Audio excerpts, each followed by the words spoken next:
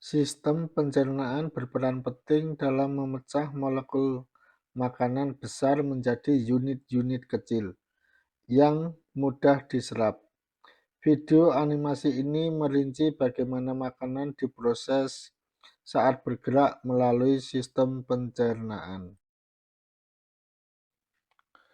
Seperti yang nampak di video adalah aktivitas mengunyah, memecah partikel makanan, dan mencampurnya dengan air liur.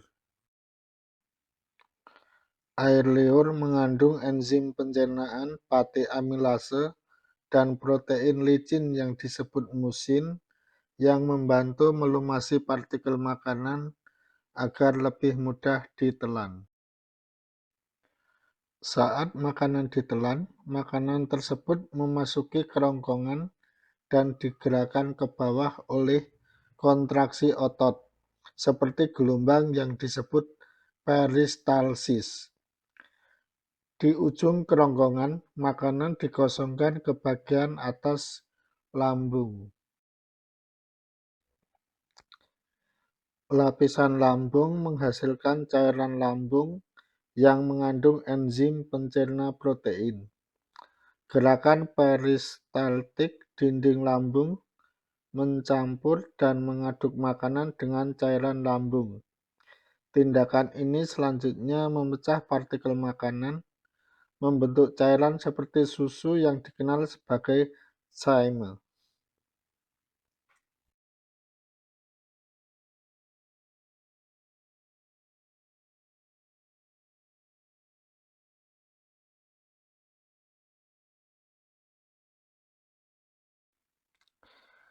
Di bagian bawah lambung, katup otot mengendalikan pelepasan chyme ke bagian pertama usus halus yang disebut duodenum.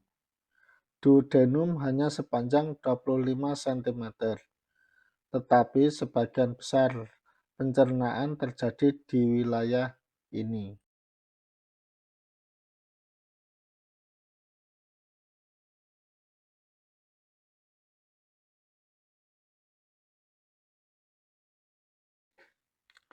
Saluran dari pankreas dan kantung empedu juga membuka ke duodenum.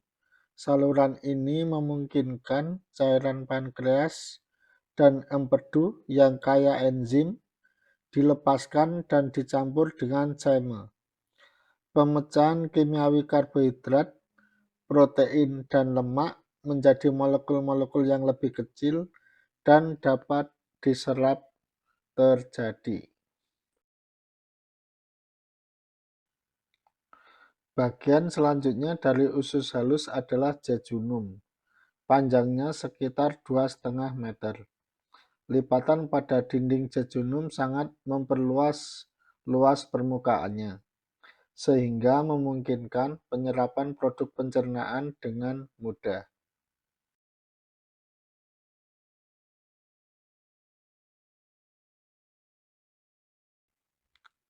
Bagian dalam jejunum dan ileum dilapisi oleh tonjolan-tonjolan kecil seperti jari yang disebut villi. Tonjolan ini memperluas luas permukaan usus halus.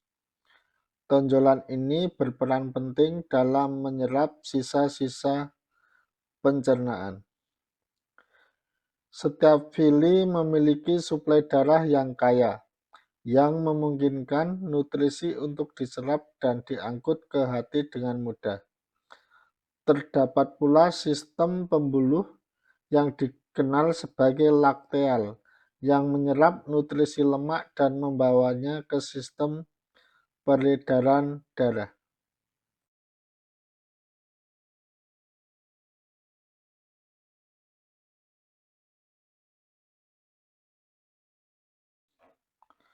Di ujung ileum, struktur otot mengendalikan pelepasan bahan yang tidak tercerna ke bagian pertama usus besar atau cecum. Dari sini, gerakan peristaltik mendorong bahan yang tidak tercerna ke bawah usus besar dan memungkinkannya bercampur dengan populasi bakteri besar yang ada. Bakteri tersebut mampu memfermentasi sebagian bahan yang tidak tercerna, menghasilkan asam lemak rantai pendek. Asam lemak ini digunakan sebagai sumber energi bagi bakteri dan sel-sel yang melapisi usus besar. Senyawa kimia penting lainnya seperti vitamin K juga diproduksi oleh aksi bakteri ini. Saat bahan tersebut perlahan bergerak turun, bahan yang tidak tercerna dipadatkan dan penyerapan air dan elektrolit terjadi.